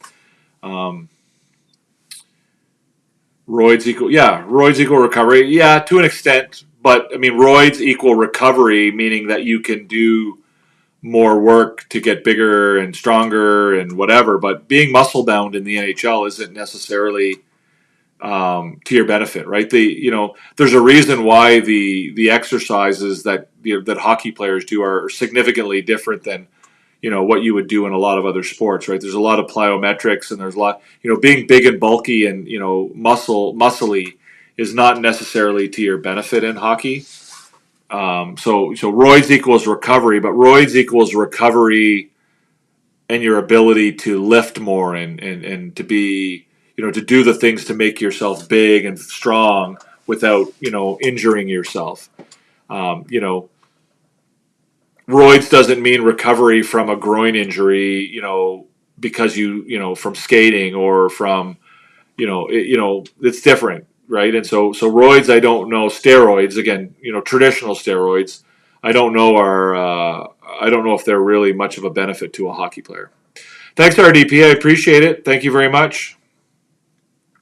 A lot of players are using Zins on the ice. Okay, I didn't know if that was the case. I mean, I wouldn't think that would be very common, but you can offer sheet $9.2 million and pay a first, a second, and a third for late ones. Hudson will be worth an offer sheet. Okay, I think he can only get an offer sheet when he's an RFA, PLW, and I don't know that he will be an RFA at the end of this contract. You can only RFA players, or sorry, you can only offer sheet players that are RFAs. Yeah, I don't really care about cannabis for the players, whether they smoke it. I mean, obviously, it would be more ideal if they're taking it in edible form than smoking it. All right, Intertap, thanks, man. I appreciate it. Have a great night. Keep her coming. If you're not thumbs up, guys, please do so. There's 10 of you here. There's 10 of you watching, and there's only 9 thumbs up. So surely there's at least one of you who has not yet hit the thumbs up. CBD and THC effects are known to get people being passive. That's not true, PLW. Certainly it's not true of CBD. I disagree. Well, I mean, obviously THC is not something you want, 14 and 15-year-olds consuming, but for grown-ups, THC isn't really an issue, and CBD certainly is not as well. CBD, CBD is, not something that there's no negative effects of CBD. You could argue maybe that THC, if you get addicted to it, there could be some problems with that. But for grown-ups, there's no issues with THC, and I don't think there's any issues. I mean, CBD has a lot of healing effects and is generally, far more positive impacts than any negative impacts they might have. Quicker, faster alertness, hand-eye. I don't know that steroids give you all of that, RDP. I don't know that steroids give you all of that. Hudson can receive an offer sheet next season. Is that right? Is he an RFA? I think only offer sheets can go to RFAs, but I'll obviously correct myself if I'm wrong. Offer sheets in the NHL.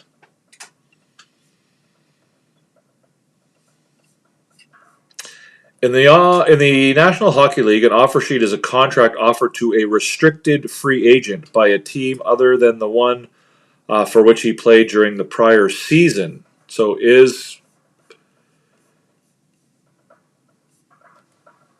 Lane Hudson considered RFA at the end of this season? Are you an RFA at the end of your entry-level contract? He is. You're right. Okay, you guys are right. So they can offer him they can make an offer sheet on him.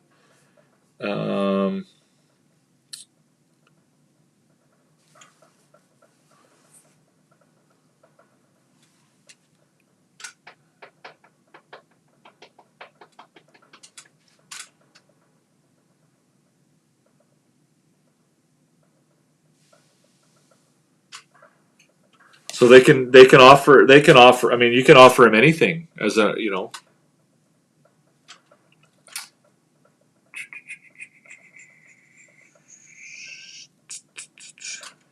So I memean, technically, another team could offer him, $10 million next year, and offer sheet him.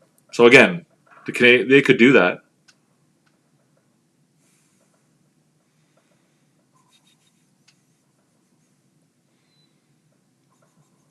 He would have to accept the offer sheet, though.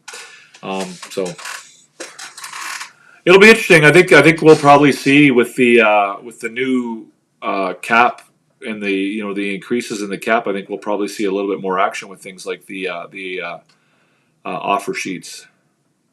Oh no, I think they'll definitely sign him. But whether they're, I mean, the Canadiens have, an internal cap in mind that they'd like to stick to if they can. They'll have the money to match anything. You're right, Jason Teal. But again, the more they pay Lane Hudson, the less they have to pay Ivan Demidov and other guys down the road. So.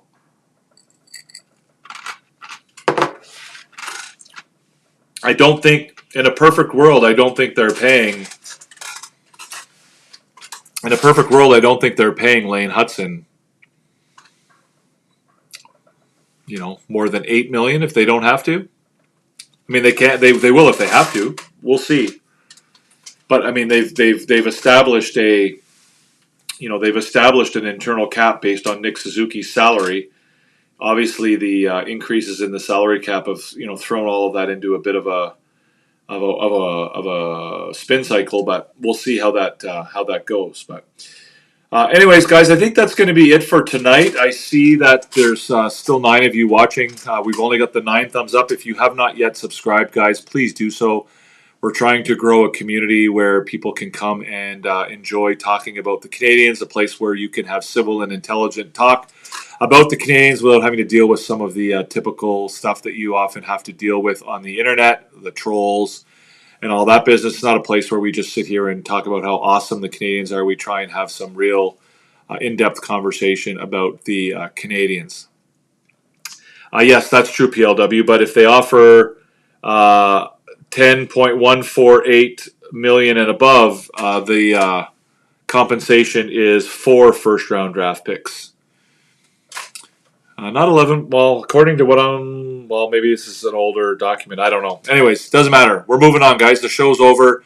I do appreciate everybody for coming. Si vous voulez être partie de notre famille, vous pouvez souscrire en bas. C'est une place pour vous joindre, pour faire de la conversation au sujet des Canadiens de Montréal, une conversation civile et intelligente.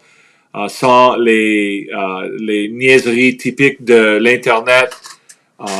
Si vous aimez ça, vous pouvez nous joindre.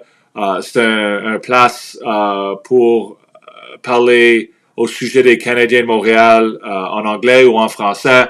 You can speak in English or in French here, guys. We're trying to make a place where you can do either and where you can have reasonable, rational, intelligent conversations about our favorite team. And about hockey in general, guys. Again, I'm a Canadiens fan, but I'm certainly willing to talk about other teams. And this isn't a place where I just want us to be all like the Canadiens are the best and everybody else sucks kind of thing, right? And so we try and avoid that kind of conversation. So, anyways, guys, Montreal Canadiens with a 4-3 win over the Buffalo Sabres. That's 5 wins in a row. Not a very good game for Montreal. Sometimes you have to win games where you don't play well, but again, I think this is 3 games in a row where they were probably not the better team despite winning the games. A little bit of immaturity shown by the Canadiens. I think they still have a lot to work on. And that'll be fun to watch too, right? This is a rebuilding team, so not everything is going to be perfect, but tonight I think they struggled. Certainly in the second and third period they did. And they were lucky to come out with the victory in overtime on a Mike Matheson goal. So that's it for tonight, guys. Thank you very much. We will be back following the game against Edmonton later in the week. We will also, of course, be live on Wednesday evening at 7 p.m. Eastern with Habs Therapy Day. And we will be talking about a number of different topics and subjects that are pertinent to the Montreal Canadiens. And I certainly look forward to seeing you there. So that's it for tonight, guys. I hope you enjoyed the show. I do appreciate everybody for coming. I do appreciate your contributions and your participation tonight in the show. I hope you enjoy the rest of your evening, and we will see you on Wednesday evening for Habs Therapy Day. Peace out. Hoffman, Monahan parked in front. Docks to Caulfield, fires, scores! You are about to enter Habs After Dark with Recliner Sports.